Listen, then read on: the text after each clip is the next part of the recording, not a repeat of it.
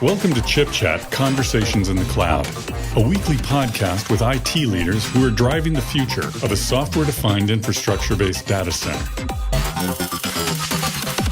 Hello, I'm Gary McCulley, and welcome to Chip Chat Conversations in the Cloud. Today I'm speaking with Anton Kolomyeytsev, CEO and co-founder at StarWind. Welcome, Anton. Thank you. Tell us a little bit about StarWind. So it's actually a pretty old startup. So we started in the year of 2009 when great guys from Veeam Software gave us a little bit of the money to do a spin-off from what we've been doing at that point. And we started doing software-defined storage thing, which was pretty new at that time. And we've been doing comparably well and getting more and more traction. And maybe a year ago, we started moving also into hyperconverged space, and also started shipping not only the software, but hyperconverged and storage appliances. Either hybrid ones or built entirely on Intel Flash. That's the shared topic why we're talking with you guys. Now, I read that StarWind was the first company to push software-defined storage out of the test and development niche. I wouldn't say we've been the first one, because like if you're tapping the IT, usually you'll find 2 or 3 or 4 companies that started at the same time by different people around the world doing pretty much the same thing. So we did initially target test and development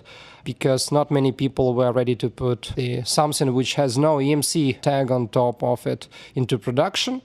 And eventually, when the whole IT industry turned from just pure hardware into something which is mostly software-driven and disruptive tech got on top of the, old innovations, then we started getting more and more, production customers. You mentioned StarWind HyperConverged Appliance. So you do not have separate servers running your application workload, and you don't have the separate silo of, of the storage itself.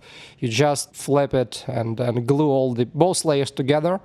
And you have the same servers acting both as a storage and also running your application workload like VMware or SQL or whatever you want. So at the end of the day, you have much less hardware, to manage. And performance is also much better because with the wise management, data is located exactly where it should be doing. There is no need to hit the wire or network fabric every time you need to fetch a couple of single bits. What Intel products are in StarWind's HyperConverged Appliance? The CPUs and chipsets are obviously from Intel, but we don't have much of the choice these days because everybody knows why. So we built with Intel Flash. We are using different server guys as a platform, but all the flash memory, which we are using, it can be just ordinary SSDs for the lower-end models, or recently arrived at NVMe Express for the newer cutting-edge ones. Everything entirely comes from Intel. Now you have a demo of iSCSI over RDMA at VMworld 2016. Talk about that. Exactly. So VMware turns to be a little bit slower on DMA adoption compared to the other guys, like, for example, Microsoft. So finally, we are very happy VMware is jumping on the bandwagon of the RDMA fabrics, because there's just no way you can deliver big amounts of data with a low latency using, old tech, because like TCP is coming from 80s. Most of the people listening right now, they probably were not born yet that time. So VMware is doing RDMA right now. The first thing before they will do NVMe over the fabrics, which I think is on the way, is iSCSI or RDMA, which is a combination of the comparably, old established technology and the new protocol, to deliver the data. So I would call it iSCSI on steroids. So yeah, we'll have a demo. It's still in beta for both VMware and also the guys who are providing the NICs and also us. But as soon as VMware will be ready, we'll be ready. Now, you mentioned Microsoft and VMware. Do you view Microsoft Storage Spaces Direct and VMware Virtual SAN as a competitor or complementary to your products? We turned a little bit from just providing the solution based on entirely our own tech into something which is a turnkey solution. So our customer right now can pick up the what's called data mover of choice or software-defined storage of choice. So if we see that somebody is really benefiting from getting storage done by Microsoft or by VMware, we're just providing the appliance with our complementary software and hardware components, but without our own software-defined storage product. The bigger guys like VMware and Microsoft, they go for where the money is, and they leave some part of the market completely unsatisfied. And we see it as like low-end SMB and also Robo, which is a sweet spot for us. And from what we see right now, from the financial points of view, neither VMware nor Microsoft don't have any real benefits and good solution for the customers over there. So these guys, if they're coming to us, they will get a solution which will be entirely based on what we do. So tell us what's the next big thing in data storage? It's definitely NVMe over Fabrics. So we see NVMe getting into data center deeper and deeper. Eventually, we'll see all the bigger data center and high performance implementations done with NVMe only.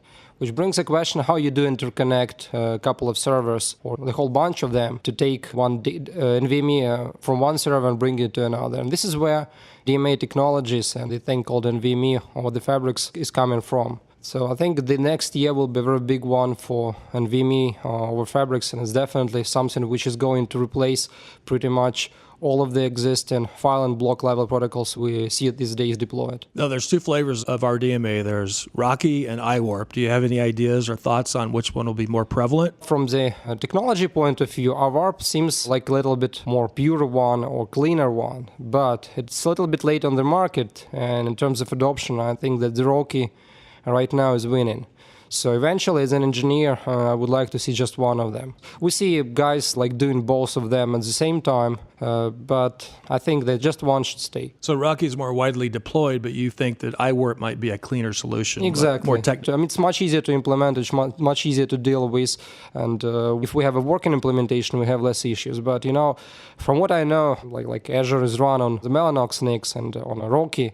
That's probably the biggest deployment right now. That's why Rocky has a very good chances. And if we look back into technology, I think pretty much always it's winning not the most technically superior solution, but the one which got wider adoption and also which is just cheaper to implement. That's like the VCR debate, right? Exactly. Which was Betamax versus... Exactly. Like SCSI and IDE or like Fiber Channel and iSCSI or like we have many examples of this one. What are some of the trends you're seeing in the market today? We always ask this question. Here's your chance to make a bold prediction. So the trend is we'll see less and less smaller player guys. So we'll see. So initially, the whole software-defined storage market was, crowded by a lot of the small and newcoming players.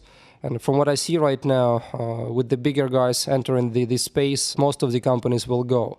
So we'll see competition getting just between a couple of vendors. And it will be a real challenge for a lot of people, to find their place. And the competition will be real tough. So less competitors, more consolidation. So Exactly. bigger companies will be buying these smaller players. Well, when smaller players are buying, like smaller companies run out of money and DVCs make a fire sale of it, so people think that somebody was purchased by somebody, it's a great exit, but most of the times people are just losing money. So we'll definitely see less players. So finally, where can people go to find out more about your company and your products? Oh, that's easy. So you just spawn the browser and you type StarWind and you'll get, the other site. If it doesn't work for you, then probably we did a bad job delivering what we do. Okay. Thanks, Anton, for spending time with us today, and thank you for using the Intel Xeon Processor E5 family and the Intel SSD data center family. Thanks to everybody, and thanks to Intel, of course, and good luck to everybody.